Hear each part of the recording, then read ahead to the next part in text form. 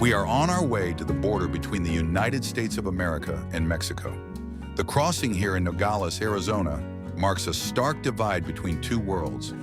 In an instant, you step into a Latin American world marked by poverty and the challenges of developing nations. Here we met groups of restless young people, confidently showing us the back routes into what they call Wild City.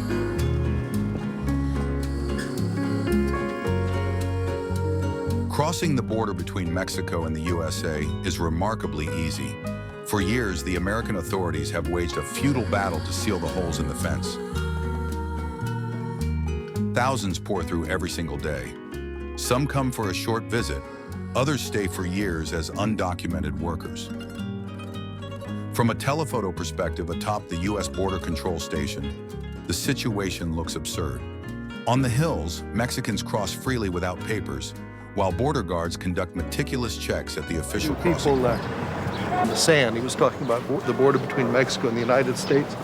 He said that the wind just blows it away and the animals trample the lines and the rain just washes them away. So what are you going to do about these two fellows? This razor wire is not good, huh? We spend all day looking at people's documents to make sure they're not presenting us with counterfeit or fraudulent documents. And when we look over at our shoulders and we see people jumping the fences, it's frustrating. We wonder why we're even bothering to check the documents. But it's part of our job.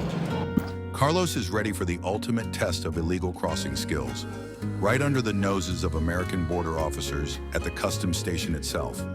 Standing before the promised land, he helps raise the flag bearing the stars and stripes.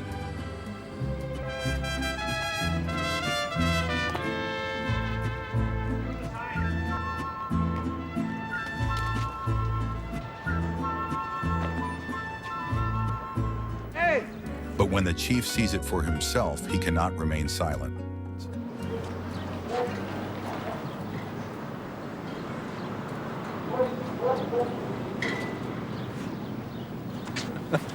Seems they're coming over. I mean, whatever you do.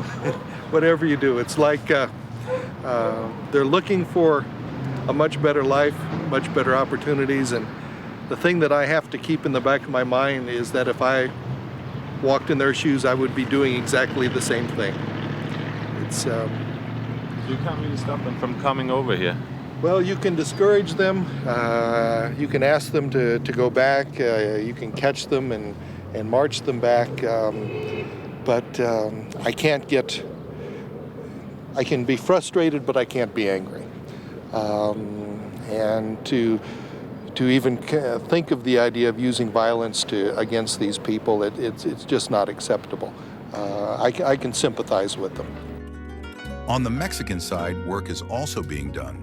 Here, a professional operation organizes not just the journey through the hole, but also the trip onward to Los Angeles, to family, opportunities, jobs, and a new life. I tell the people you want to go to the United States and they say yes, okay, come on, let's go, I'll take you. So you're kind of a guide letting people into the United States? Yeah, something like that. But you used to work in the United States? Yeah, I used to work. Why not anymore? Because I don't like the American people. Oh yeah, but still you help your own people. You help your own people to get in there. Yeah, because the people like to go there. You know, they like dollars. Sobre. Pásale. Sobre, entonces. Allá párate en el carro blanco, mira. En el carro blanco, párate. Corre, en el carro blanco, párate caminando. What do you think about this fence? Can I say what I want? Yeah. I think it's bullshit. I don't like it.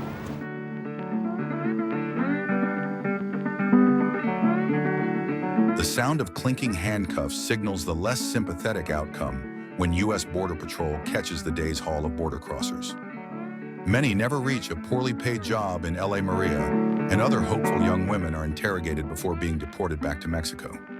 For them, the attempt failed, but others stand ready to try their luck as illegal domestic workers for Californian middle-class families. Make no mistake, the Border Control is well aware of the traffic through the fence. Everything is monitored with surveillance cameras that can be remotely controlled, and patrols are quickly directed to any alarms triggered.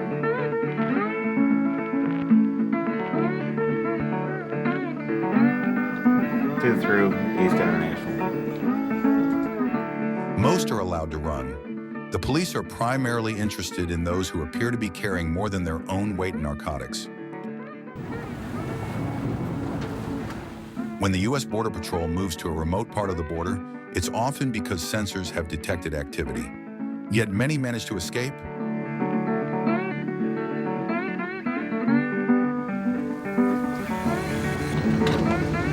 And in some cases, the bird might be a truck loaded with marijuana.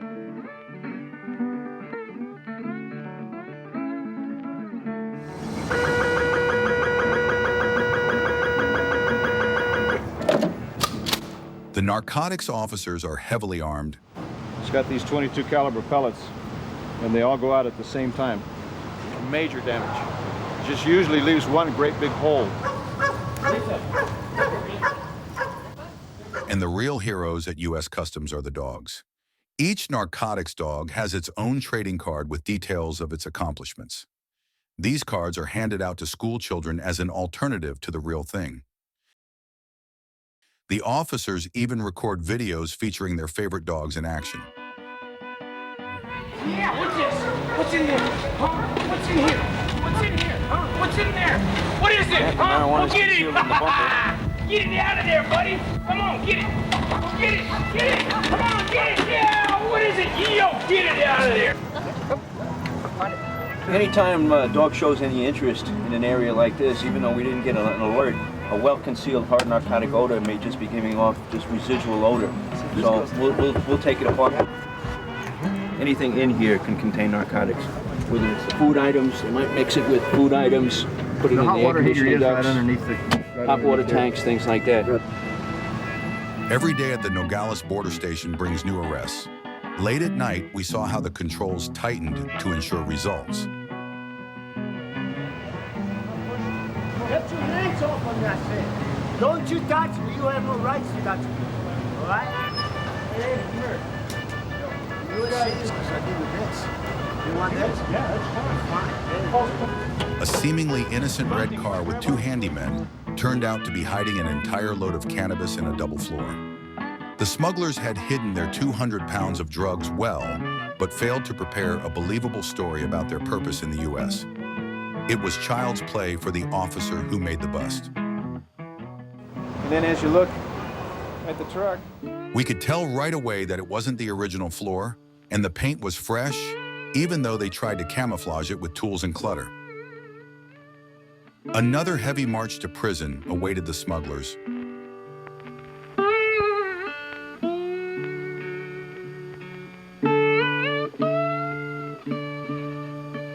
And the storage facilities were already packed with tons of seized drugs. The smell alone could knock out a seasoned user. Everything is logged as evidence until the trial, after which the drugs are burned, unlike the many dollars that come with them. I say that the war on drugs is insurmountable. It's the way it is now. It can't be won. What we're doing here is just our part. I feel that every little bit we can do is going to help. Until recently, smugglers were relatively peaceful Mexicans. However, since cocaine and the Colombian cartels have become involved, they are a much more violent group of people than the historic marijuana smugglers from Mexico. While the U.S. is fighting narco, the Mexicans are still crossing the border. I don't think solutions are ever made by building fences. I think that you need to start building bridges between countries. But they're coming in like thousands every day, and they are staying here as illegal workers without permits and creating social problems? The best guesses right now in the United States is that we have about 10 million illegal aliens living in the United States.